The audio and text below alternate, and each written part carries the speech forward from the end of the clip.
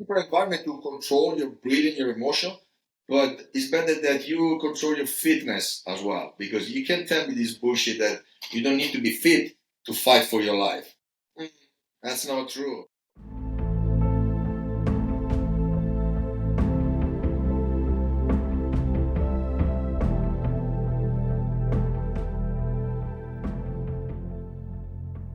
Hello, friends. Thank you for tuning into this week's episode of the Mayn Idea Podcast, where today I have the pleasure of sitting down with Alberto Gallazzi.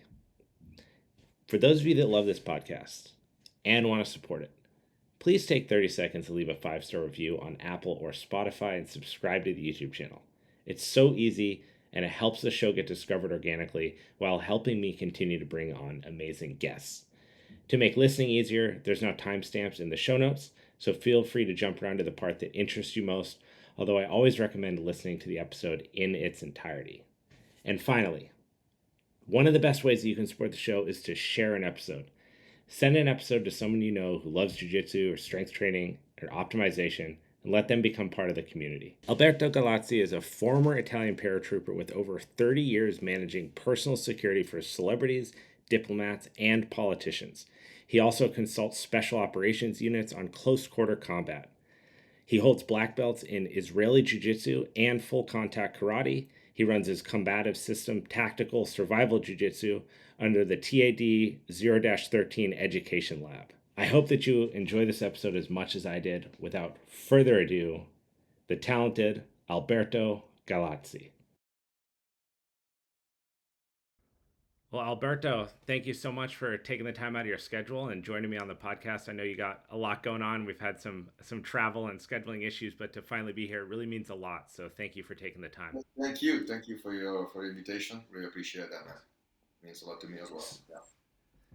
So I wanted to talk a little bit about situational awareness, which I think that you are an expert in, and someone who can really voice a lot of insight into this. Is something that I think whenever you go anywhere, you're dealing with it, whether you're paying attention to it or not. And I'm curious, what are some things for you look for if you're on a security detail or if you're just watching yourself? What are things that you look to pick up on in a new setting when you arrive? Well, it's a big discussion about it. I'm more talking more about self awareness and space awareness. Right, Mm-hmm. that's what I focus a lot. Uh, the key point is to understand also the environment that you're working through. Okay, the more the information you can gather in about the new place that you're going through, or you need to, or for work or for vacation, that can be also vacation or anything. It will give you a sense of what is more common in that area, and what is not. It's out of of the environment that clicks something into your brain that it tells you to pay more attention. Okay? Like I don't know, very very stupid, very easy things. If it's summertime and I see someone wearing something very heavy, like a heavy coat or something, of course it getting my attention because it's out of the context, So it's Right. not common to see someone wearing that. And then, is he hiding something?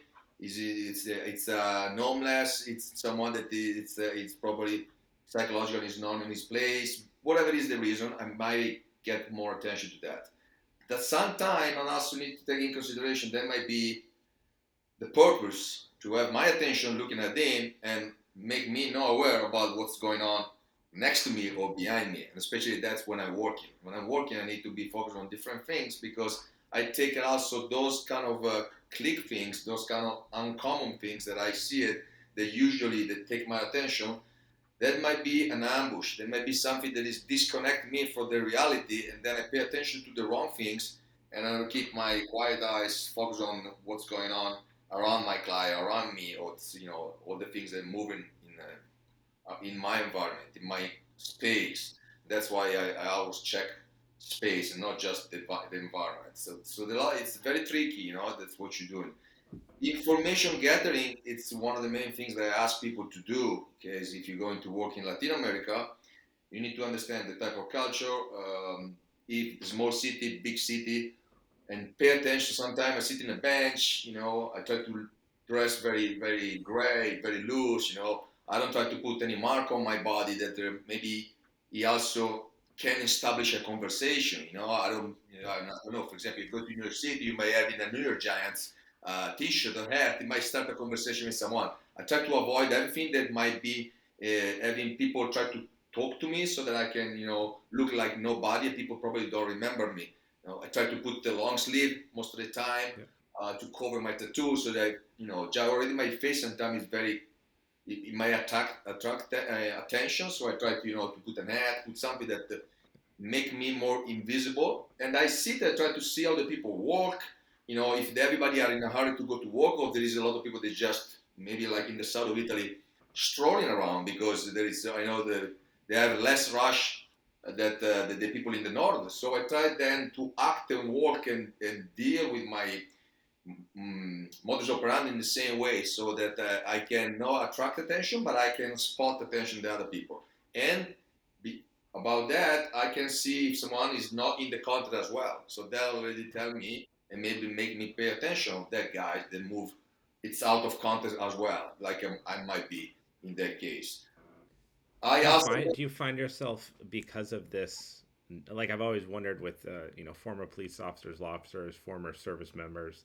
yeah, Um, can you ever turn that off? Like, can you go to a sporting event and just be at the sporting event, or do you always find yourself taking in these external factors and looking at situations and assessing that just in the event that something does happen? yeah. I mean, that's one thing that I always try to teach people and make them aware. You cannot just thinking, oh, I'm gonna be in that mindset X amount of time, like when I work. No, you need to. That should be something that become automatically an automatic things that you're doing. You need to practice that.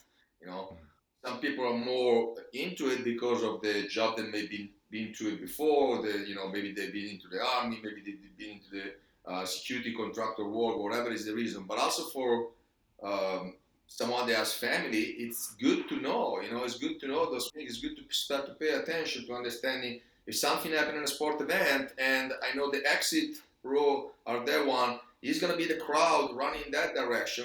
He's going to be the crowd too heavy that might be, crushing my family. What should I be doing if that happens? Because we always think it's not going to happen, but then shit happen. Right. You never pre-plan how to survive a big, huge fire, and then unfortunately, like just happened in Maui, you find yourself into that situation, and a lot of people they are not prepared to that. How to help yourself during that situation. So there's a lot of things. They when you try to explain those things that should be a daily life habit. You know, people that tell you that you have a war in your brain. It's not. It's me trying to be unprepared for what is unpredictable, and I need to try to be ready to do the best that I can to save myself or protect my family or protect also people around me because you're part of the community. I might try to help someone else that I see that he has problem during the case. I teach people how to walk into the crowd to raise their hand because if you get your hands down and the crowd is smashing you, now you trap. And if you fall in the ground, you can't stand up. If you're raising your hands and people crushing you, you still be able to push yourself off the people and almost walking on top of those guys. So that's I'd already never thought about that. yeah. So that's the small things that tell you a lot. And you see when you analyze disaster like the something that happened in Paris when the first terrorist attack came a few years ago, you see that all the dead people are running into the exit point. And you don't see anyone try to run in from the back door or try to go in the opposite direction because you're gonna be dying more from people crushing you. They are now scared. It's like a big group of buffalo. They're running to try to find a way. They're gonna crush on you, and you might try to go in the opposite direction because they might save your life. It's, What are some? This is really interesting. I've actually never considered like the hand position thing. If we're to talk about crowds, one of the scariest things that you can see is a crowd develop into a larger mass, right? Like if you're at a concert, you see a little mosh pit happen, whatever. When you see that the group of people start to grow and spread and accumulate and bring more people into the thing, and then you get that group panic and group chaos. What are some tactics that you would say are really valuable in situations like that, similar to the arm thing, that are maybe counterintuitive, someone wouldn't think of right away, but they can have a big impact in your ability to vacate that area. Yeah, it's most of the time, a lot of people they find the sign of the exit road and the one most close to them. Okay, the more they probably they remember the road if they remember the road that they came through, they try to go backward. I try to see maybe to a different exit door, and I try to get my guys going to a different point and don't follow the crowd, because following the crowd sometimes is exactly what you want. You might create a boom over here, all the crowd is going to that, and I might taking the time to destroy the crowd over there. So I try to go into to touch myself. I know there is different exit, fire emergency exit. I try to look for the one that is not the one that probably all the people are going to be using it, because it's the closest one, because it's the one that they come from. So I try to always find a different point of a rendezvous for my people that is not the blood doesn't belong to all the people, because that's probably the route that's going to be more clear for me to walk through. And how much of this is like psychological, like to in those moments, and maybe you can speak on some experiences that you've had in the past, but to maintain that semblance of calm, like to where you can even make a decision. I feel like that in and of itself is a skill. I can think of an example in martial arts, right? Training jiu-jitsu. You watch someone who's very new to training jiu-jitsu, whether they're strong, athletic, weak, big, tall, it doesn't matter.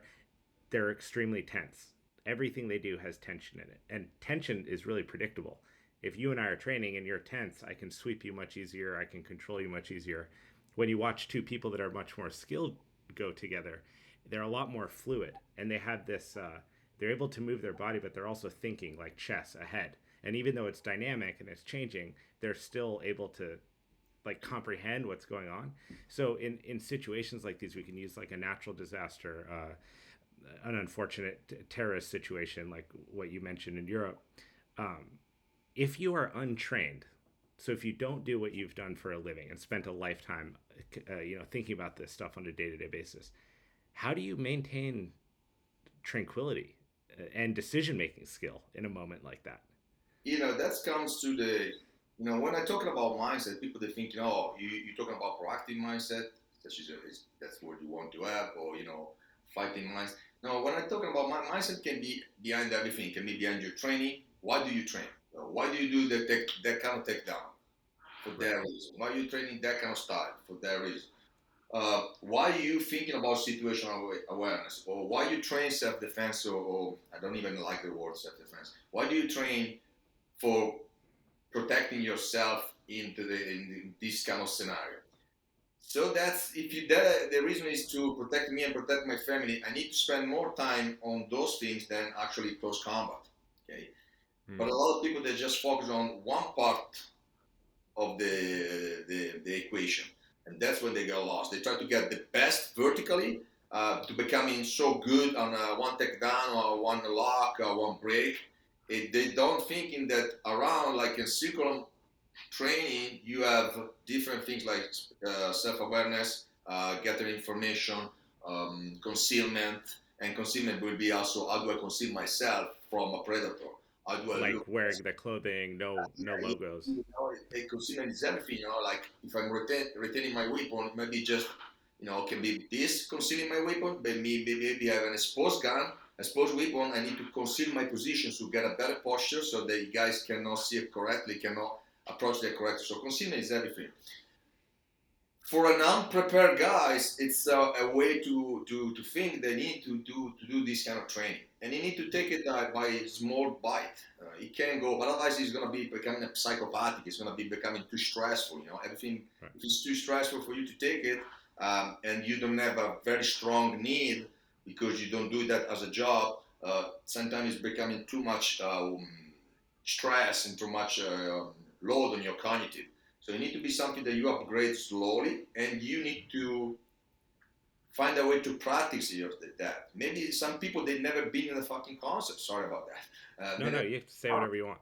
Right? So just grab yourself and go into a crowded situation and try to see how you feel. Because sometimes you're sitting in the middle of the people, or you stay in the field and everybody dancing and pushing on you, and you feel not good about it. I have Right. I have some guys. You never know about your emotion until you are into it, right? So the things that we can do is always being prepared. Always try to think the worst case scenario they're gonna be facing, and then probably if we train at that level, we are gonna be able to de-escalate it. If we train at this level, if something happen a little bit on top of that, we just have no response. So when you were talking about the OODA loop, for example, the ability to still going quickly into the decision making by while I'm in a dynamic situation, it happened to me, it happened to the other guys, it happened to the people around me. The one they can be narrowing the ability to observe, the, do an action and decision making and do something and reset, reasset, because something happened between my decision making and the action. I see something change and he reset, and that's the fight, right? The one that's making short, they making the cycle more short. Usually, is the one they win and freeze less, because we all tendency to freeze, especially when we Yeah. face something that is not very expected, or even if we are expected that, but it's already shock us for a moment. But if we've been training for that, we probably freeze and then decide or either to fly or either to fight or either maybe to step back to find a better position to make the decision or to either fight or to either flight. Because there is not just a flight and fight, there is a freeze position. Freezing, it's something that doesn't have to be a disaster unless you stay in the freeze and you don't do nothing. If you freeze because I'm drawing my gun, I'm freezing 1 second to decide, oh, maybe I can go to that corner so that I can have a better shot instead to just being because my training was a beep and shooting. Right. I may freeze. I may train myself to make a decision, better decision, and I might be stepping back like it look like I'm flying, but then I'm changing my corner to find a better cover to have a perfect shot, and then protecting myself in the same way because I'm not invulnerable, so I don't want to stay in the X. I actually want to protect myself even if I'm fighting back, right? That's for example. Uh, So you're saying that you actually use a planned freeze or a pre-thought freeze as a decision-making window that's that may appear to an attacker, an opponent, something like that, as like, oh, they're delayed, they don't know what they're doing, but really that's your moment to create clarity in this situation to then act. Yeah, so because freeze is also my posture. I might be changing my posture, like if I look like I'm submitting, but I'm just to try to not have your or the predator action to be that violent, and then I'm already preparing myself to do something better while I'm doing to take the escalation too quickly higher to a different level right there. Like when you, basically it's like when you get kidnapped, you know that you have an X amount of time to do things, and the best time will be maybe from the first point A to the point B, because otherwise they start to move you, and then you have a lot of trouble to get off this kind of convicted situation. But I don't want to confront the guys, especially if they are more than me with weapon and the threat is direct. I don't want to look tough. I might just freeze and submit myself in the position, but still, in my mind, it's just a moment that I try to create a good plan to fight back or to fly out. So that's what you need to train. Different options, different things, so that your brain is to be able to, and capable to organize idea into the stress environment. But like we say, you never know how you really react, and you don't have the experience until the things happen. Then after that, you have the experience. So that's unlikely the real situation. So you want to always try to have scenario-based training, and that's exactly what you want to do more, even for to understanding how the people move and some, and also in the combative.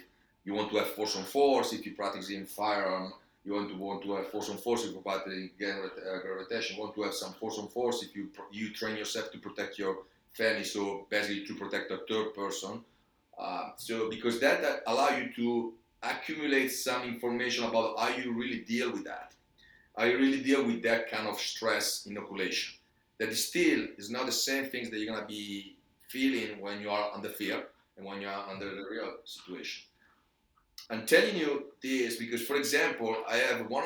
I used to work for the prime minister uh, back in the day in Italy, and was his family, the one that just passed away. Berlusconi, Yeah, Silvio the one that just Berlusconi. passed Yeah. away recently. Yeah, and I remember one time we were doing. I was taking care of the first lady, and he's having his own team around him. And one of the guy, he belongs, they pull the guys from, he has his own private, like me and the other guys, and then he has also, of course, because the government give it to him, some tier one guy or some SWAT police guy.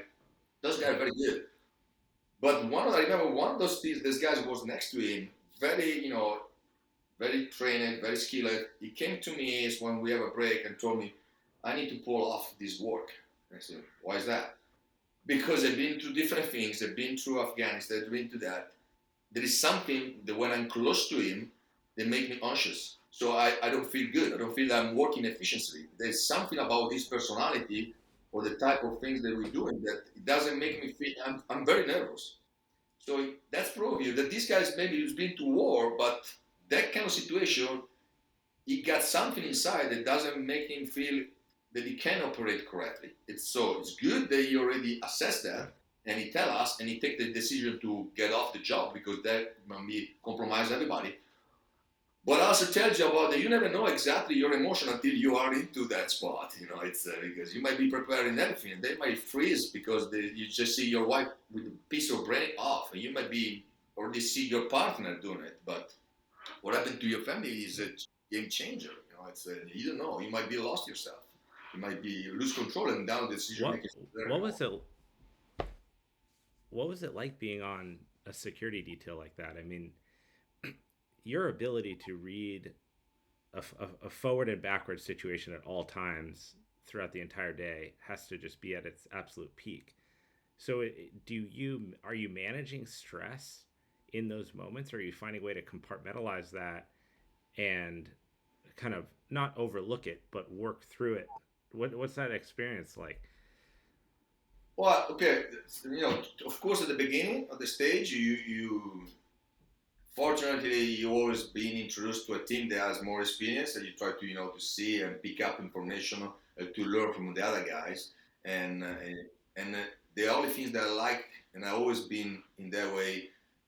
I like to be very honest. I don't feel that I can do the kind of job. I always raise my hand and say, hey guys, I better pull off because I don't feel comfortable. I'm no skilled to take that kind of situation.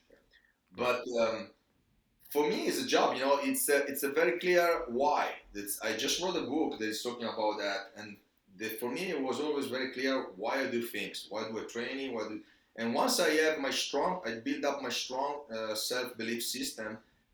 I feel not comfortable, but I feel very, very into that. So when I take in that job, the rest that happening, even with my family, it doesn't really, attach me. I'm detached to that. So I'm focused on that, and it's not stressful. I mean, of course, you are always in a between not in a gold position. So for me, gold is be between the yellow zone and the orange zone. So no white, like based on Grossman, color scale. But I'm very confident on my skill and my training that they make me, pretty much relax into that situation so that I can be able to escalate, de-escalate. If I'm too tense, then it's gonna be me be loading too much stress, and then I know that something happened.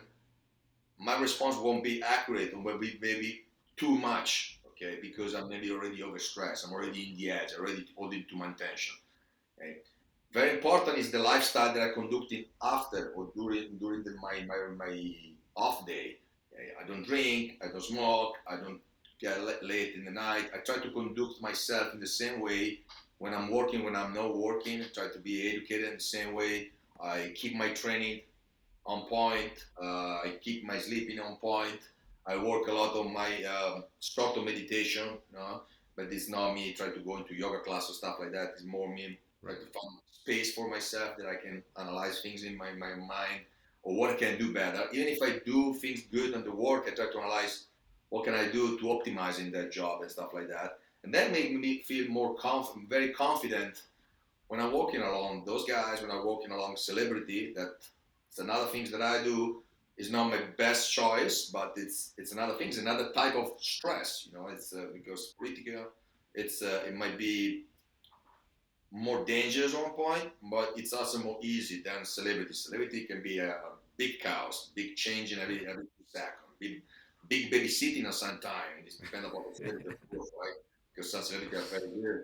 Some it's just pretending, and then you just go crazy, try to find a way to make them happy, but not because you want to please them, because the more they are satisfied, the less stress you're gonna have to, to try to find a way to make them happy. So you try to always If ahead. on Yeah. on the celebrity thing, if you are,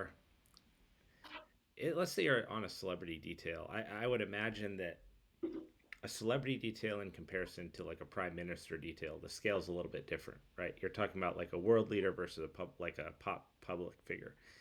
If if you're with the celebrity, at what point do you choose to engage with someone? Hmm. You know, celebrity, it can be tricky because, especially, you guys in your country have more education about that. You have also more historical, more history behind attacking celebrities, stalking that end up to be killer and something like that. Now, a country celebrity is not. It's just a small person that it might be a good, good TV show, but people getting more crazy when someone from US, some say big celebrity from Hollywood comes to Italy. From the other people that we have in Italy, they don't pay too much attention. There's not too much chaos. So they don't take in consideration that stalking, for example, is a big thing. We just have a celebrity back in France 3 months ago, and we just find out that this guy was a real serious stalker, and we find out through social media research that he was actually staying in the same hotel. He just got a room in the hotel. He was making podcast, Oh my making live story from the hotel. So you know exactly what the celebrity was. You know exactly if she was there for work. So he knows a lot of information that it just belonged to a private circle. god. And Right. I was taking care of the job, not personally, I was organizing. And I asked the guys to don't even put me in the personal in the chat that they have, so I don't have all the information. That's the like things I like it. You're taking the job. I don't need to know exactly what you do, because that's Right. part of the, this detach and to have less people knowing what she was doing. That guy knew it. So someone was already a bug into the all the system around there, and this guy was really a trap because he flew it from to US. He got the hotel. He knew exactly, and he was posting strange things, a strange word into the social media. So you need to pay attention of those guys because you're taking sometimes too easy, and you might find that those guys they really get nuts. They can do crazy things, unpredictable. You know, Right. when you have a politician, you might know that if he's from the right side, probably someone from the left side want to, it might having so much hate, like we used to be having in the past back in Italy, the Red Brigade. There was a terrorism. They want to kill everybody who was on the opposite side. So you prepare for that, but you know that you focus on something specific. Right here, it's a chaos. I might be having someone they hate the girl that you're taking around because she's look beautiful, and they throw in maybe acid while you're walking through the hotel. So you need to pay more. It's more stress sometimes because you need to pay attention on all the ends. People that try to give you a gift, so you don't want the girl or the man touching or grabbing any object because Right. sometimes they live with that, right? They live for fans, and sometimes they want to be polite. They want to take in a selfie, but what the selfie does, people they try to hug, so you try to to avoid that. You're grabbing the phone, you're pushing you make sure that nobody's hugging them, you taking the picture so nobody's trying to be too much in contact.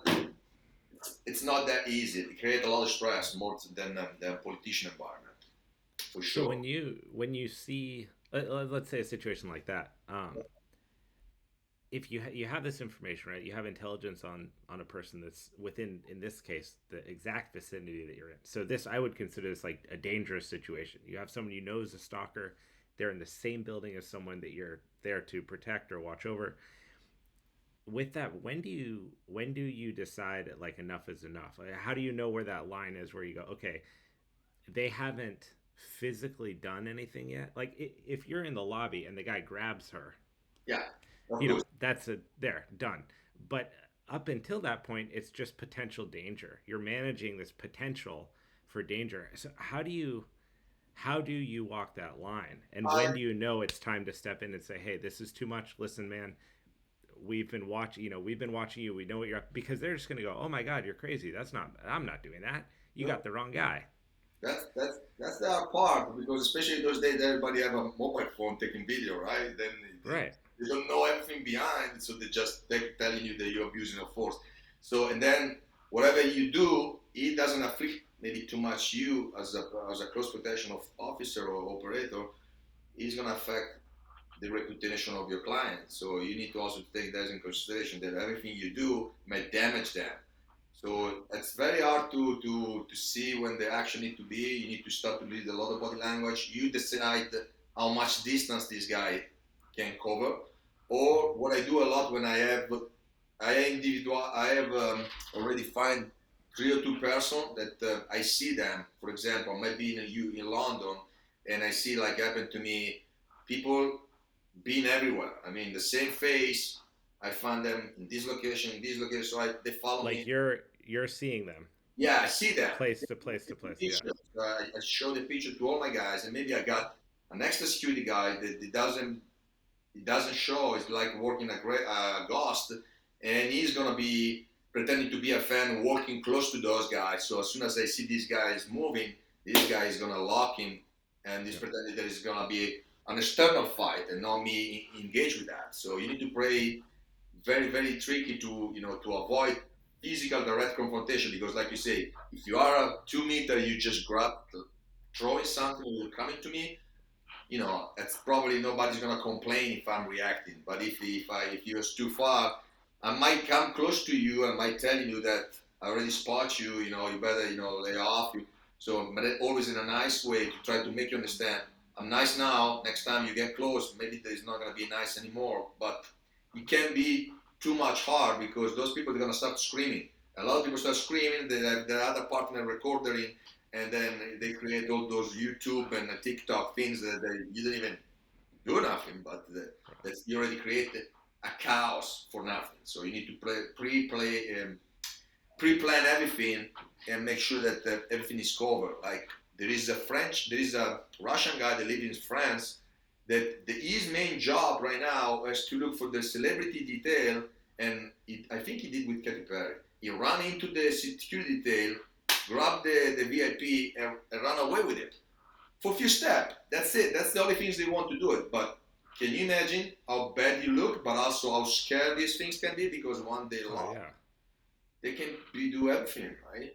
And you never know. So but again, it's a fan thing. There's kids around. My Yeah. concern is when we have been walking into street where you do shopping, there is a big crowd.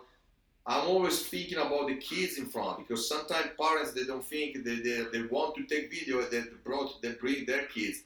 The crowd, the last guys behind the third row, he doesn't know that you have a kid, and then when they Yeah. smash you against the window of the shop, the kids get crushed. So I always try to make go outside, make those people aware there is kids in front. So because and I try to find the parents and deal with that. Take the kids out of here because I don't care about the people crushing me. I find my way, or maybe I can't take the back door. I will wait in the store until you guys go away. I will call police to try to control the crowd, whatever is going to be able to do it. I will drive my car against the wall so that I can just put my client inside and drive you through. But you might be creating a damage on the front line that you don't see what happened in the front line. And that's It's happening so, a lot, for example. it's so interesting. Like I've been strength and conditioning my whole life. It's been a big part of my life, and you develop a sense of confidence when you strength train a lot, right? Because you physically become able to do many things. You can from lifting objects to you could go chop wood and move wood. You can do physically demanding things well, and it does give you a sense of well-being, confidence, and that you can stand on your own 2 feet. That was up until I started training martial arts. And when I started training martial arts, I quickly realized that that is only one piece of an extremely large puzzle. And then when you start training, you start to learn exactly what you were talking about, that like who you are and how you react has never been asked before. You because unless you've served or you've been in situations that are stress inoculating situations, you don't really know what that person is inside of you. And so you start to see it on the mats. You go, wow, when someone's bigger than me, I respond like this. When they're faster than me, I respond like this. And that's in a controlled setting, right? It's in a jiu-jitsu academy where everyone's going to participate together. We all show up and we agree to be on each other's team. And you learn just how chaotic it is if you aren't controlling one of 10 different variables. And I go out and see even things like, I surf a lot, and you'll see people, they get in arguments surfing all the time. They always want to fight each other. And when I watch two people start to approach each other now, and this is just from jujitsu, like I am not a skilled martial artist, right? And I have no self defense understanding outside of what we do in class, but I'll watch the way two people come up to each other to talk trash, right? You can think of like a college student, a drunk college kid. They get in each other's face and they're chest to chest and they're kind of like, pushing each other around. When you watch a someone who knows what they're doing, they change their stance really quickly to like be in a striking stance, not a toe to toe, easily to take over stance. What someone's ears look like says a lot about their experience with like grappling and training. So you start to pick up on these very little things that like I'd never seen before ever. And it's just like a door gets opened that you didn't even know existed, and you realize how ignorant you actually are to the surrounding situation. And I think the point of all this is like nothing has made me want to engage less than learning how to engage at all. Like just a little bit of training, it has made me want to walk away, leave, find a way to exit, grab my friends, go the other way. Like nothing promotes a desire to engage because it's so unpredictable. It's so true, man. It's exactly the point. When you tell people that you train, and that maybe you train also with for weapon and stuff, people that tell you that you're violent. That's not. I'm prepared. And sometimes the most prepared you are, the more skilled you are, the more dangerous you are, it make you become the best, the nicer person because you know 1000%. at what point that things can go, and you know how can you making a decision say I can avoid this shit. It's not worth it. It's a bully stuff. It's something that, and I know at which level I can take it. And you never know what the guy is gonna be doing. Maybe it's just the Right. laughing, or maybe it's just a very experienced street fighter, maybe really Right. going, and then you're gonna be doing what? Killing each other for maybe it's just a parking spot or something, or Right. fuck, Dude, it's like when you'll be in line somewhere for food or something, and the cashier's taking a little bit longer, and someone starts getting all pissed off, and I'm like, this is the battle you're gonna pick. You're gonna right. pick the battle over the cream cheese on your bagel today. It just says so much about who that person is, right? How inexperienced they are in ever coming into contact with any kind of physical altercation. Yeah, It's and it's true. At a young stage, I would say, but also at the beginning stage of your work, your path to becoming the full grown man, and they can be even at 20 years old if you can become a grown man. You might sometimes you feel like, oh shit, I let go this fight. This guy just say shit on me, and I feel like, what do I train? Or maybe the guys next to you say, oh, you're doing this and that. They freaking you. yeah, I know it was his lucky day. In my mind, it was his lucky day. I mean, and also my lucky day because I never know. Maybe this guy surprised me. Maybe this guy just pulled a knife kitchen and just stubbed it into my throat in 2 seconds because I'm in the middle of Venezuela and I know that a lot of people carry a knife. So that's another thing that make me wait a second. I'm not taking a confrontation, especially at this distance, because I know that the culture, a lot of people carry a blade with them, no fancy blade, but a kind of blade because that's very common. If I get in any confrontation at that distance, I don't want to be find out that this guy's gonna be quickly pulling something and making a hole on me. So I want to pre-plan and take the confrontation if it's really necessary. Otherwise, yeah, you're right. dude, that's Leandro Lowe. Do you remember the jiu-jitsu practitioner Yeah, Leandro Lowe, yeah, I know, Brazilian? I know. Unfortunate. Yeah, yeah, yeah, I yeah. mean, is there a more skilled? grappler, right? Like he's one of the top five greatest, uh, competitive grapplers of all time, and that happens. And that guy was, a lesser man mentally, physically, and he had a gun, and like it doesn't matter who you are. There's always the chance that it's a dice roll, and it's. I really like what you said about um, like thinking about things in terms of your like getting your family or people that you know out of this setting, because that's a very different. I don't think people think of that when they think of self defense paints this picture of like I'm disarming a knife out of your hand, or I'm like redirecting a pistol and then I'm jamming it into your throat or something. There's a big element to this that I don't think is talked about that much because it's not very sexy, which is the preventative nature of self defense. Is the hey, this is kind of having your beacon on, going, this isn't really a good situation for us to be in, or I think it's time to get, the crowd is starting to form, it's time to leave, kind of thing.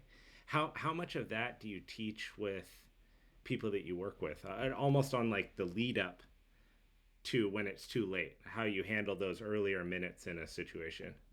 Well, we discussed this is more for me a procedure, a tactical process that we need to discuss before going to any technique, and I don't even thinking about too much the technique. I teach them things that I want them to put in their brain,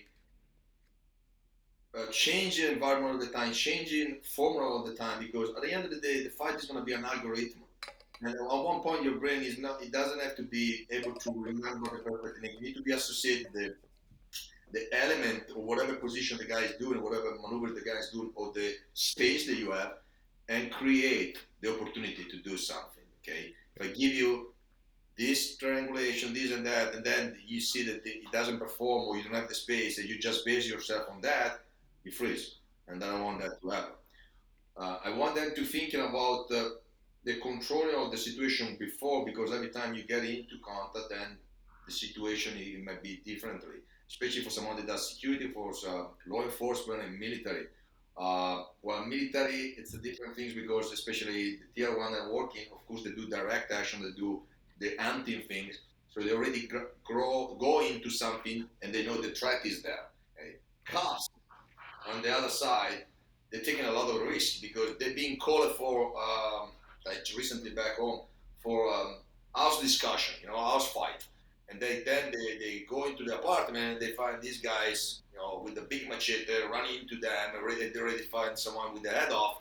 So, and those cops maybe are not tier one, so are prepared but not that prepared. And Right. a lot of them they're freezing. Some people running out instead of going in. So also the training need to be in a different way because they need to be having that the stimulus right now, that the violence they're going to be facing those days is not the one that was 20 years ago. They need to understand that now we have people coming from war, and when they face them, those guys maybe they already been into war action. They cannot react like the dude of the bar or the nightclub that was drunk and Right. was fighting with the other guy. So the way to approach, because we all teaching gun retention, we all teach how to repossess the gun. But what about the preemptive? What about the positioning? What about the cornering, the angle? What about if you have the second guy? How do you put yourself to prevent that? That comes before your any other technique, and you should be training that Right. before you. Every time you go to the shooting range, before you put in hole in the piece of paper, you be training that more. That because of course you want to accuracy, you want to have some speed, some sort of speed, but you want to be able to prevent anything that happened before, to be able to control those emotions, because that would be a disaster otherwise. It's so a lot of my training is based on also even in the gym try to make the okay. I show you this maneuver, I show you this lesson, technical, how you like to call it, but I try to make analyze if you are alone, if you are with second person, if you are in an exit door, if you are in an elevator, if you are on the stair, if you are in a position. So does it work?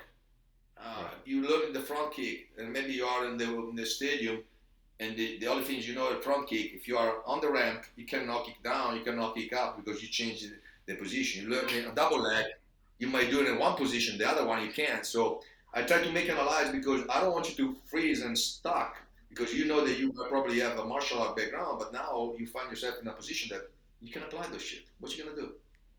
I think it's so funny with jujitsu. Like when people start, they usually get to this point where they start to feel like pretty proficient with their skill, right? And you'll hear people say it in academies, like, "Oh, if anything ever happened, I would totally hold my own," kind of thing. And I'm like, yeah, but 100% of what you train is started from a seated position, unless you happen to train stand up and you have a good wrestling coach who's versed in this kind of stuff and he gets it and he can keep you guys safe enough to build proficiency in something like that. But if everything that you starts from cross-legged seated on the ground with a hand slap, and now you're on a stair, you're in a stairwell, but they're on the next level. That there now not everything is not the same, right? It's been completely shifted around because of a few changes, such as elevation, such as proximity. Like all of those things start to change what you know, and when you change what you know, then it can lead to uncertainty. And if you feel uncertain about something, I think that's where you can get that like freeze or that panic. And so those thinking about the beforehand, we had this we did like a gun, it was a gun retention seminar, and he was saying, when if someone was pointing a weapon at me, I would bring my hands up just kind of like to show that I'm to appear submissive, right? But by bringing your hands into the equation, you have a lot of opportunity. And again, it was a situation where I had never thought of it like that. And if I had seen someone from a distance, right, and I'm watching this guy and he puts his hands up, I'm like, oh my God, he's going to get shot, right? But he's actually now given himself the best opportunity to not get shot by doing this one little action. And it's crazy how many of those there are in this. What would you call it? Would you call it self-defense? Would you call it preventative, like situational awareness? What do you think of as a term when you think of this? Because I agree, I don't love that the self-defense term. Yeah. I think it provides too much false security. Yes, exactly. It puts you always in the position that you need to be attacked before you have the permission to defend yourself. Yeah, and it always any course is based on these guys doing this to you and you doing this. These guys doing this. Or a second. I want to be maybe sometimes the guy that do the first action. When I accept that there is no other way around, I don't wait him to threat me. I don't wait him to throw in a punch because once he shot the punch, I don't know his speed, I don't know his fight, I don't know his accuracy. Most of the time, he hit me, and when he hit me, put me to sleep. I can have three different black belt on my toolbox. I'm going to sleep like that. It's like a knife disarm. Most of the knife attack they happen at 2-3 meters, and they're ambushed. Then nobody's gonna wave it like in Filipino martial. Right. Nobody's gonna do that. Because if I have a weapon, it's not also for me. If I have a weapon, do I want to conceal it or do I want to walk around that way? Because so everybody can even people just run into me and I have no control of my muzzle. So the guys that are gonna use the knife to get something off me or either my life or stuff, he's not gonna show me. He's gonna come close to me enough to be sure that he can accurate hit me. So a lot of knife disarm comes because he's stuck in your body and you're moving around and you disconnect from this end. Because a lot of the time people stab things and they get stuck into the clothes, into the rib cage, and you're lucky enough you don't get hit in the vulnerable zone. And the guy maybe loses his grip, for example. That's So you've disarmed it with your body. yeah, I mean that's making it's also a funny way to think, but it's so difficult. We have people that they tape. We have people in South Italy they tape the knife around the end. How can you do the disarm right there? So if you're just thinking about self-defense and you're focused on just to take the knife away instead to take the guys out, you're gonna find yourself in a problem because you're doing your perfect Krav Maga or Jiu-Jitsu technique, and then you find yourself on the knife, and now the knife doesn't come because it's taped. Right. What do you do? Then he's gonna be crashing, and this guy's gonna just grab the second hand and stabbing on you because he has had the opportunity. So talking about the layer stuff, and so the time that you put in the hands of someone, you should be thinking that you want to be extremely aggressive and try to you know how to arm lock, break the arm. You grab the finger, break this finger, makes the things unable to operate. That's my perception because you never know. if you break two finger, this guy probably not be able to pull anything he has on him, or be not able to manipulate that. Okay? And a lot of people right-handed might be not good on shooting with the left, whatever is gonna be the things. But I try to create a damage, and that damage may allow me to turn my back and run away. But if I don't create any damage, what do I expect him to tap? It is not. It does no. It doesn't play my rule. It doesn't play my rule. And his friend, they don't play my rule because I'm not in a real naked show. Who tell me that the people around him they play his rule? I'm locked to him, right? I'm perfectly locked to him. Now where is my hand? And the other guy just come and stop or break a bottle of beer in my hand. I need to play and train with that kind of thinking. So it's not self-defense. It's me be able to ambush, counter ambush the ambush that I'm receiving. But I don't think defensively. I think it's aggressively. But that's the people thinking, oh, now you're teaching people, you instigate people to violence. No, I'm telling the people the reality of the fact that it's outside there. Okay, and so If if I know the level of violence and I prepare to that level of violence, I might be able to complain with that, and I might be able to handle that, and I might be able, like I said before, if I understand, I might take him free before, or say, yeah, you're right, you're good, I'm leaving. I'm leaving this club. I'm not going to fight with you. You're the winners now. so in this gun retention day we did, there's this movement where assuming, and this is a long-winded question, but assuming that you get the weapon, you cock it, make sure that the clip is in, and you can back away, and that can begin to establish control, assuming it's one person, not multiple, right, that then come out. But that exchange of the firearm combined with the cocking of it and then controlling the situation can allow you to leave. Now, let's assume that there is no knife and there's no gun, but it's a physical altercation.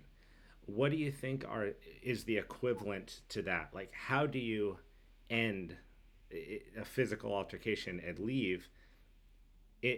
Assuming that they're not going to, chase after you. Like, if someone wanted to create distance after they've already gotten hands on, what is your series of events, or kind of like the ideal situation to then get that person away from the situation?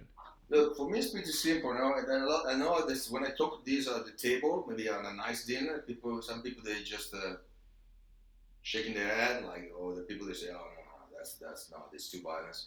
Look, because you teaching how to maybe break a finger or breaking a wrist, or you just make it unconscious, put it into sleep so you get at least a few seconds to run away, or you grab he got his arm, you're just making an injury on his elbow so that the guys really don't move correctly. People think that you're crazy. Okay? You're not, because even if this guy threw a punch on me and he hit me, I might be just rolling back, boom, hit my head on the wall, I might die over there. So every time these guys put an hand on me or try to do an aggression on me, I don't know which level it's going to be.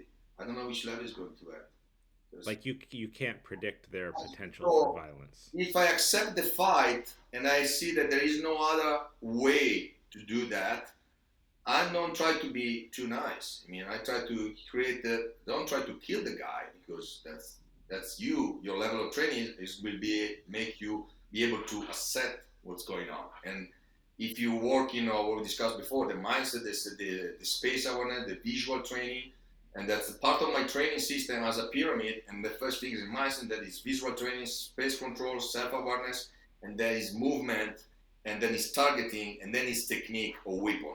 Okay, so you see the process. The other thing, element, they already should be very established in yourself. That you already, when you're sitting at dinner, you already see the way they act. You start to already pick up the table that maybe is drinking too much, people screaming too much, people maybe start to throw each other things, and this is gonna be the table that might be creating stuff. How many people? Who is the leader of those guys? Which one's gonna be? And then you might be ending up to have a discussion because they throw things onto your wife and stuff. So, and then you may ask, yeah, guys, can you go down? And these guys come to you, so you already know that this guy is gonna try to do something. What you're gonna expect him to do, So, and that if you go into a fight, how many of the other people are gonna follow you? And maybe you're just the only guys in your table that pick the fight, because the other guys are very well educated to say, oh, no, we don't fight. And now you are alone, and most of the time they try to pull you, so you're gonna have two enemies, one in the front and one in the back. Right. So if you're already working on those things, you know that if it's time to accept the fight or not. And once you that you need to deal with that, you want to overcome the power that is being delivered to you. It's like in a military action. I don't try to. You shoot me one bullet, I shoot you one bullet. You shoot me one bullet, I shoot you two bullets. Okay, to try to see if I can stop you right there. Okay? And is in Thai boxing is the same mentality. You kick me once, I kick you twice because I try to double up what you already feed me. So I put yourself now into defense mode. I don't put myself into defense mode. Right? So then, of course, if you see that this guy was just a punk, you might be locking him, controlling him, and then, see maybe you don't need to break even. But be prepared for that. My reason is be prepared to do more action because these guys maybe he's on drugs. If he's on drugs, it doesn't feel the pain. Sometimes you lock him very good, it doesn't feel the pain. So what's he gonna do? That's my question. That's if the only thing is that you never train to break something, with the intention to break something. You're not gonna break. What you doing? You let go, and you let go. This guy grabs something and stop you. That's the hard part to digest. But a lot of people they never been into a real fight. They never been having a button in the face or being someone trying to stab you, or they put a gun on your groin. You don't know how the feelings are. You never think, oh no, I'm gonna be doing this martial. I do this. I have this like bad. This doesn't. Everything's work, or your technique doesn't work because it's too simple. It's growth motor skill. That's what you rely on. You see people that are very educated on boxing. When they go into a real fight, they start to go wild. Yeah. You see wrestler, they get slapped into the pit and they start to punching each other. Why they don't rest? Because the unconscious switch in and they go more wild for like an animal. They don't try to go for the nice single, nice double legs. They just punch each other because that's in your DNA. You try to it's that response. You try to go for a nice submission. So that's the thing, right? How many times you see it? You go to YouTube, you see people that are into a competition. They get slapped and they go into punching. Why do you punch?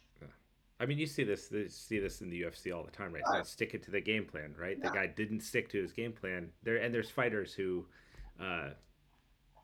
they have that tendency to brawl, right? These are highly trained, some of the best martial artists in the world, but they hit that point, they get hit the wrong way, or they get hit a way they never got hit in training, and it produces a response, and they become a brawler. And sometimes it's tactically advantageous for the other guy to try to bring that out of them because then they become predictable, and so they'll try to bait them into this dogfight, and then they can get exhausted, or they go wide with their punches, and one comes down the middle, and before they had their hands up, and now they don't. When you're looking at situations like that where two people actually do come in contact, let's say it's not a martial arts event. I like this restaurant example, right? You're at a restaurant, there's a loud table, they're too boisterous. You say something kind to them to, hey, do you guys mind if you quiet it down a little bit? I think everyone can imagine that situation. In a physical confrontation, can you talk about the value of wrist control and head control? I don't like wrist control because there's too many joints that can be, and it's very difficult to control someone with the wrist. And then some people have very big wrist. So head control give me more opportunity, and they create chaos on the brain. And then as soon as you just change in position, you losing balance, you losing connection. You try to tense up, like you said before. I love what you said before. If there feel tension in your body, I can read that. Because you fight with no eyes. Okay, I mean that's my perception. Your brain doesn't have eye. You remember just feeling a sensation, sensory feedback, and when you're doing your judo, your grappling, you should be sometimes switching all the lights down, making pitch black, and try to feel what's going on with the body. Because in the chaos, you don't have the chance to look exactly if he's stepping back or not, if he's moving this up. You need to feel it. And from the neck down, I feel the body. I mean, the neck, I know where the arm is, I know where is the elbow. So from the elbow up, everything is more easy to control in the man than from the wrist. And the wrist is slippery and stuff like that. From the elbow up, more easy. The neck is more available and very vulnerable. He has a lot of things going on, right? Oxygen, blood, different way to get oxygen to the brain. So it interfere with my spinal cord. Guy with the eyes, got the shooter triangle, so you can create more devastating things. And of course, I can If I have the neck, I can go down. I know that I can go for a Russian tide or whatever it's gonna be. The whole body just keep spinning and maybe just working with my elbow. If I'm a striker, whatever is gonna be the reason, whatever it's gonna be the opportunity, or also my second natural way to fight. I don't like wrist wrestling or end wrestling. It's not a real fight because again, So I will you go try for to come in wrestling. and I go for go. I judge more controlling the bicep, working on the elbow, working on the head, or the hips. But when I go to the hips, I expose myself a lot, right? So I need to take that in consideration because now I'm in a you're a strength conditioning guys too. yeah, And you know when you're in this position, it might be good for one game that you guys the people play into the gym, but you're not in the stronger position. You are more powerful, more strong when you are vertical, right? right, That's why jiu-jitsu is so good on taking or walking on the ground because when a human being is on the ground, cannot be that explosive, cannot be right. that mobile, and that's when a lot of people they train on the ground. They are very able to they improve movement. They might be survive even with a black belt. They move incorrectly. So that's why I love sometimes movement or ground movement training because make you more aware about the possibility to create also crazy explosion from the ground or power. A lot of people they just lay down and gravity center now is very attached to the earth and they feel like a turtle being upside down. Okay, and when you find out that when you have plate carrier, when you have a rifle in front of you and you have a plate carrier in the front of the back, people jiu-jitsu just shut down because now they Because of the weight. and every time they move, the plate carrier goes up. And if I'm a clever guy, I'm just using that against them. I'm just choking with that. I'm just pulling the neck. And again, I train a lot to using the neck because it's the things that is more available in my environment. With the Yeah. knife, with the hands, with the grappling, a lot of stuff right here. It's hard to grab it. A lot too much more material.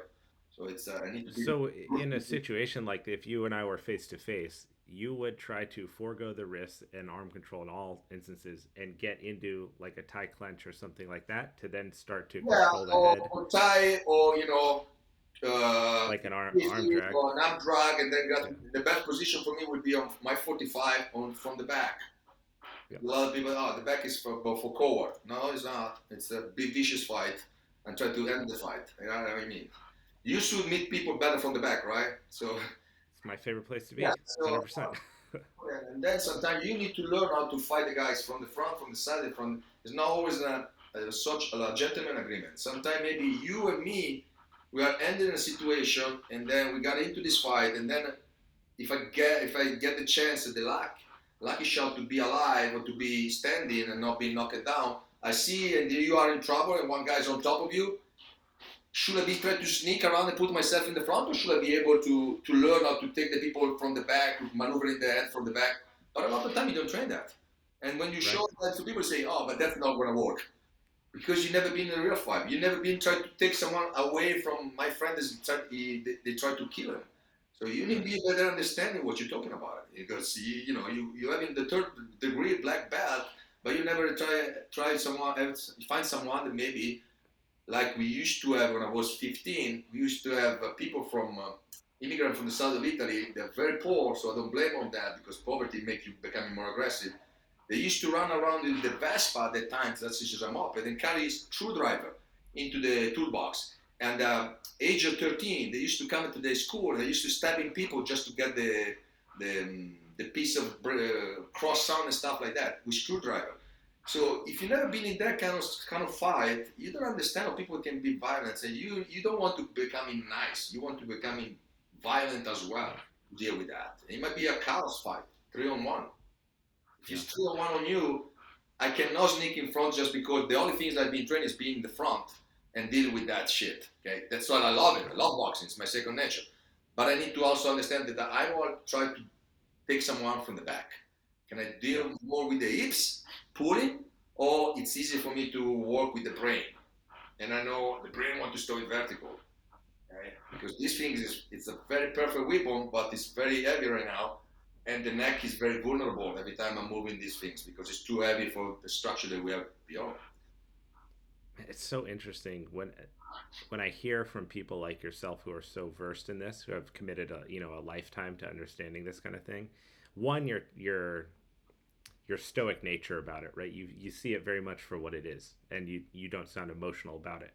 And then two, uh, the things that you prioritize in situations are very specific, and you hear this a lot from people that know what they're talking about. You're not about the foo-fooey bullshit, tricky looking stuff that you see on social media that looks cool. There's like these principles that you stick to that you know work because you've actually felt them against you and used them in a real situation. And I repeatedly hear the value of head control for the reasons that you said, of how much it controls of your equilibrium, what it does to your blood flow, how much it weighs, that it's a lot heavier than we think. It doesn't weigh very much because we walk around with it on our body all the time.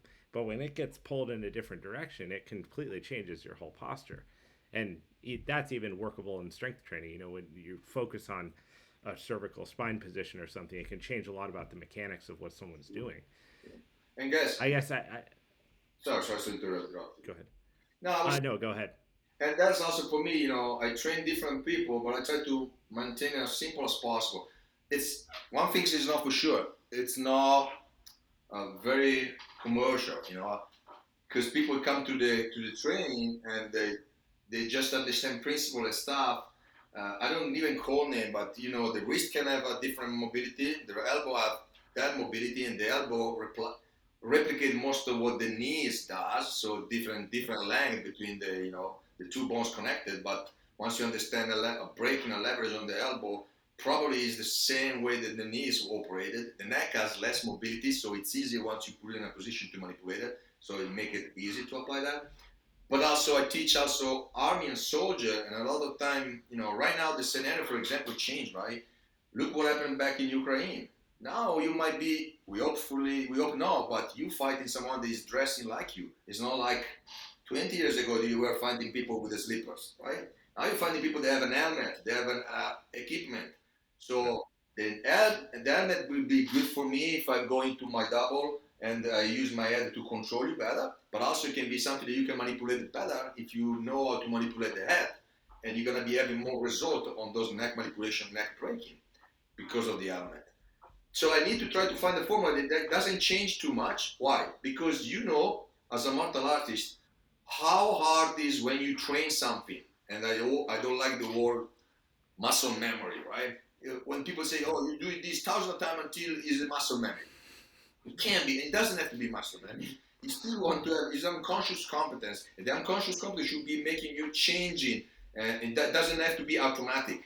The things Right. that happen because it might be that you need to switch it and do something else. But how difficult is to remove something that they've been telling you, and now you want to upgrade the software. With these So things, much. happen every weekend. You do an Yeah. upgrade. In your brain, it's not that easy. You No, need it takes time. right. It creates time, and the only thing that might be work in the transfer from short-time memory to long and procedural memory is that the things connect to the old information. So if they make sense and your brain perceive under stress that there may be an optimization of the things, you might start to believe that's going to be my new survival mode. Otherwise, you can train jiu-jitsu as much as you want. You train karate as much as you want. You can train Muay Thai. But the end, once you go into unconscious competence, your brain does what it feels it was better. If me slam it into you and knock you down is better, I will do that. I will not try to go Right. for a single leg log or stuff like that. Well, Because and that's why it's important to train these things, because the more that you can train them, your training kind of, I feel like, always peaks like to very simply explain this. You and I both have a maximal effort deadlift that we can perform in a training setting, right? Where if I was able to, foam roll and prime, and I could ascend my weights properly, I could get up to a relative max. And then if I had slept well and ate well and I felt really good that day, maybe I could hit an all-time record. And I deadlift X amount of weight, right? Now let's say I'm walking down the street and I see a trash can, a heavy trash can's fallen on someone. I need to pick it up. I don't have time to warm up. I might be tired. I don't know what I ate that day. And in an instant, I have to perform a high stress, max effort movement with the end goal of saving someone. what happens in the moment from when my eyes recognize the situation to me running over there as fast as I can and lifting it, that's going to be a muscle memory action. That will be all the years of training and all the different stuff that I did and all the max effort things in hopes that I might be strong enough in this one moment to actually perform what I'm supposed to do.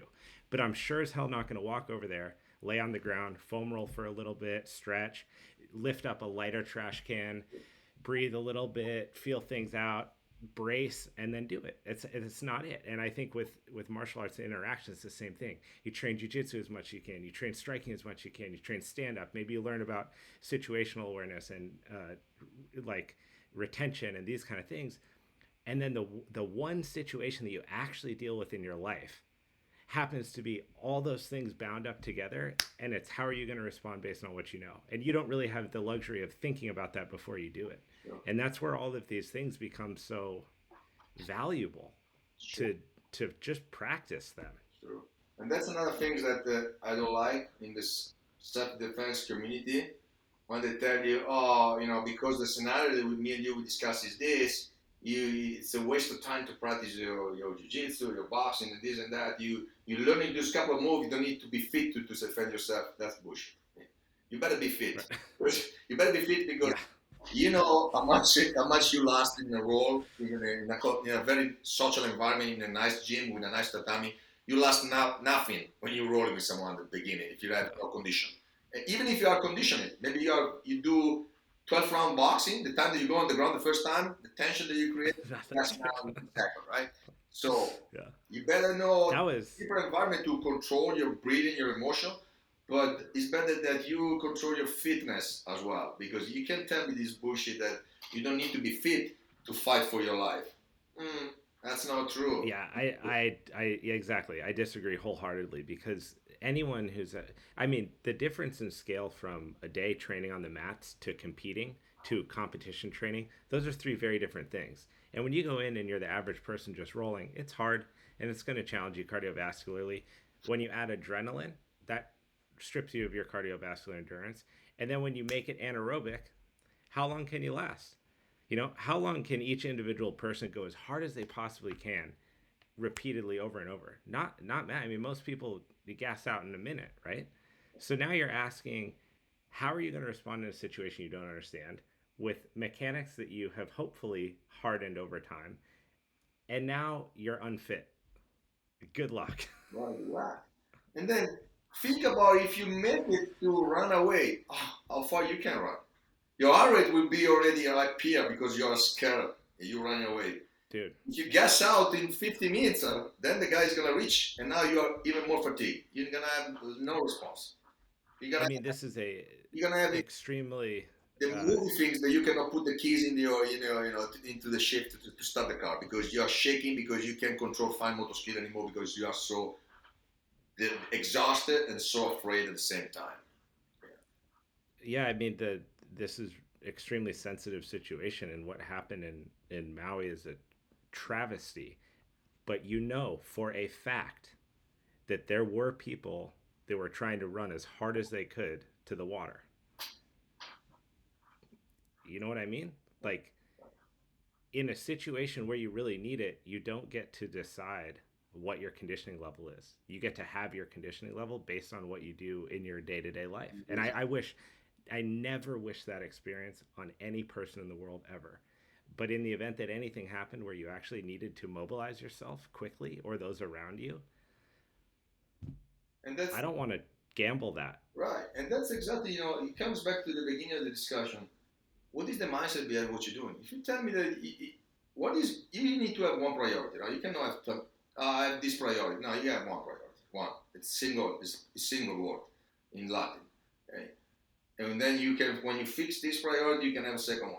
Priority, I train because I want to be protecting my family. Okay, so you need to train in a different way because if you're training to making score and point in your jiu-jitsu, you're not going to be able to do that. Like you say, you want to train jiu-jitsu, but maybe starting from stand-up and how to avoid to be sitting on the ground and how to try to find a solution with your jiu-jitsu that allow you to get in contact with your family and evacuate them. Then you want to have your fitness because, as I say, maybe your eyes are on fire. You want to run over there. You want to be able to pick up your kids and do a few stairs because maybe you live in a building It's and you live in because you like the top floor. And now you live in the top floor. You cannot take the fucking elevator because there is a fire on it, okay? And the fire response doesn't come. What you waiting for the fire response? Or you try to take a shot and go to back to get your family. You're gonna try to run out. You don't have your fitness. You're gonna find yourself in a lot of trouble. You don't have the strength to lift your kids. So, and also even daily life. I want to be able to lift my kids. Be able to enjoy the time, do a play with them. So I get stronger. Like you say, I can train to becoming stronger, stronger, stronger, stronger, or I can train once I get a decent amount of strength and a decent amount of fitness. I can train consciously to keep my strength for life, for my life. So work on my mobility, work on my good conditioning in the proper way, work on my martial art in the proper way. So that now my strength, it can stay longer, my longevity stay longer, I can enjoy my life, and I feel more very confident in what I can do for my family and myself.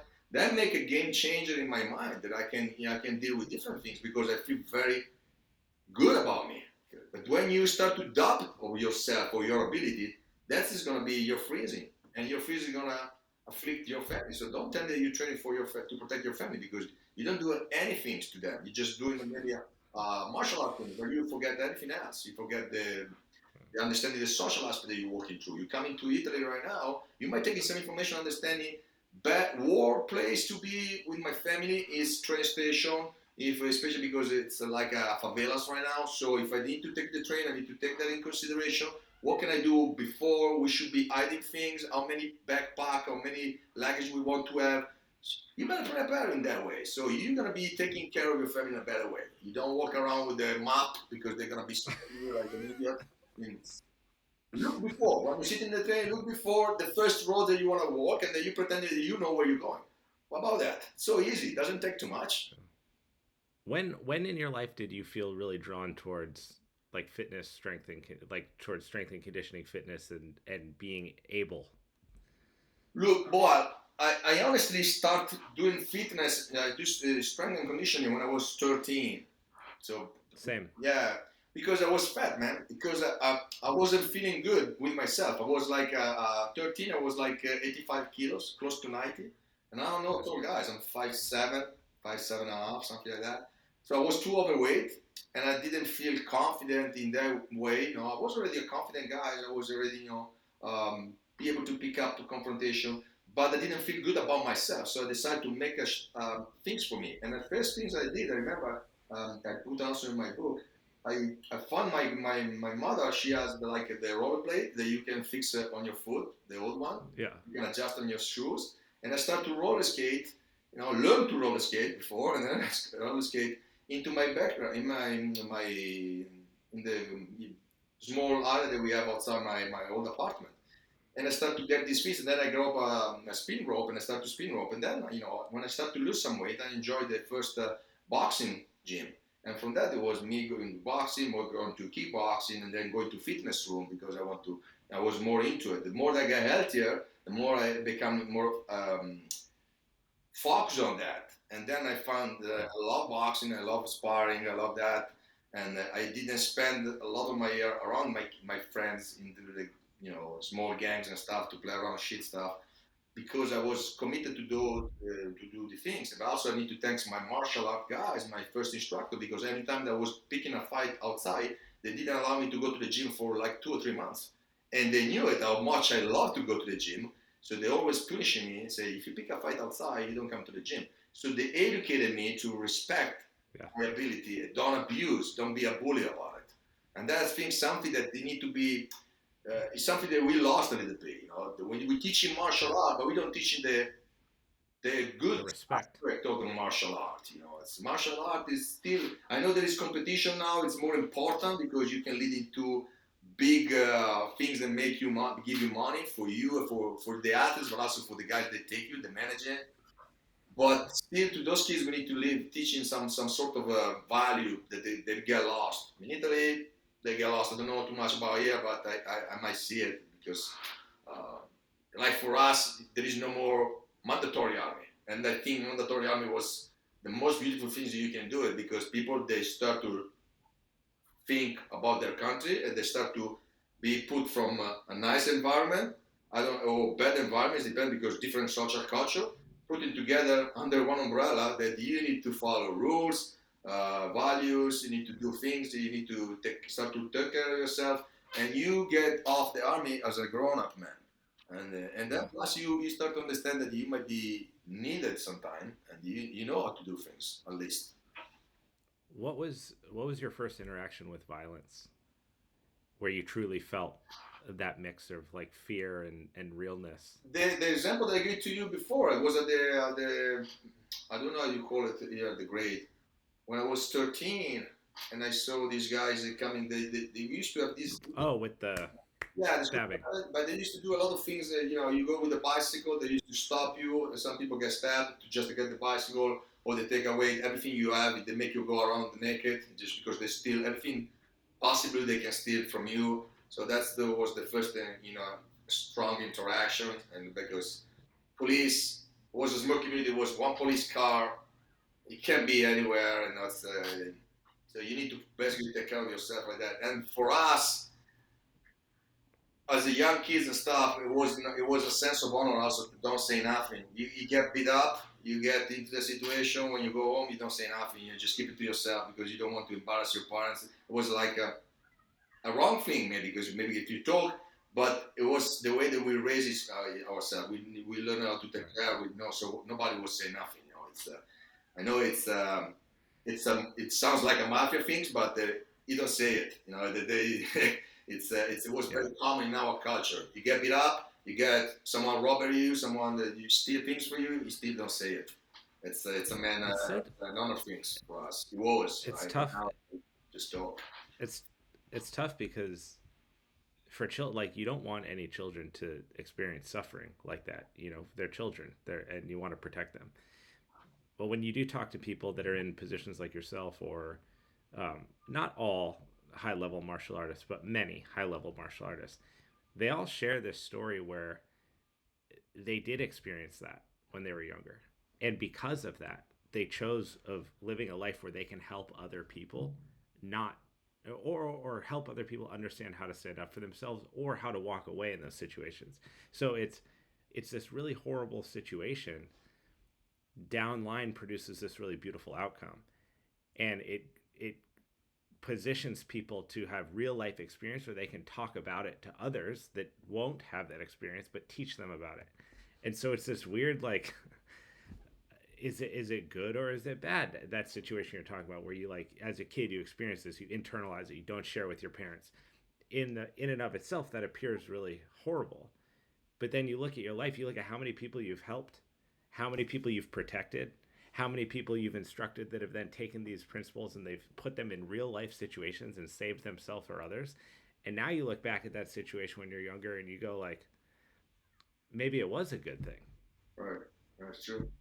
Yeah, I mean, the first time that I end up to be in a hospital, I got beat up by two grown-up guys because they were they were picking on one of my friends. I remember, and I was 13, and those guys, they were bullying these guys. It was a fat guys, and I tried to ask them to stop, and so they threatened us, they threatened me, and then they started to beat the shit out of me. They were already 20 or something their age. And I just remember that I wake up in the hospital, I was just so, when you blow and stuff. And I remember my mother, she was asking me, I wasn't saying no word. I say, no, it's just, I can't tell we take it care after me and my other friends after that. But no, also all my kids, they never say something like that. But I did for my friend, and they already show me, and that's, I think you choose things in life for because it's something that you feel inside. And this type of job that I think you need to have like a sort of a things that comes in from inside. Otherwise, those job you don't do it correctly. It can be even becoming a priest, right? There is priest and priest. There's priests that just don't know what to do, and they become a priest, and then you find out they do shit stuff. And there are priests that really dedicated their life, and they go to Africa to fight the kids community that Right. being raped and child abuse and stuff like that. And you find people that do law enforcement, military because they really strong belief in the protecting their country. And there's people that just don't know what to do and they just join the army because Yeah. it's a secure income. That's make a big difference. And it's a crowd protection, it's security contractor, it's the same shit. Of course, we all want to have a good life, I'm never planning to be a rich man. I don't care. I still driving around my old car. I don't care. I'm not never love new car and stuff like that. But I also pick up that my mentality also make me pick the job that I like to pick. If I don't, if you ask me to work with someone like they recently asked me when Berlusconi passed away, some family asked me to take in care and bring those guys to the ceremony and stuff. I didn't accept the job because I don't like the way those people act, the way the people behave themselves, and the backstory that they have. Because we know it.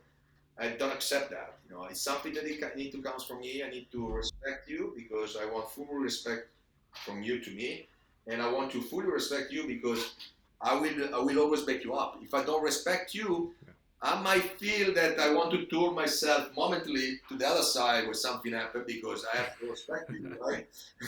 As a human being. Yeah, it's not a job that lends itself to Yeah, have a margin for error if you don't respect the person you're protecting. right. And that's the things that for me make the difference between a mercenary and a contractor, a security contractor. So it's a slight difference. I Yeah. can do anything for money. I don't give a shit. I can work for mafia guys. I can work for this party or again this party because the only things that I'm focused is money. And I can be a security contractor, still working for the money, still doing things, but the thing that I pick up and I choose because they feel they are into my belief system. If it's not, it's not Yeah. me. That's not me. I don't pick that fight. Yeah. Well, alignment is a very important thing. And Alberto, I respect you a lot. I really appreciate you taking the time to come on here and talk about this stuff. It's awesome to hear these perspectives from people that are as engulfed in it as you are, that really actually live this. It's not just something that you put on Instagram so you can sell a couple PDFs or something like that. You know, Yeah. you've dedicated a lifetime. So I really appreciate you taking the time out of your day to be here, brother. It's an honor for me. Thank you so much for what you're doing because you try to share things around that is very important for me and for all of us. Thanks so much. Good opportunity. Absolutely.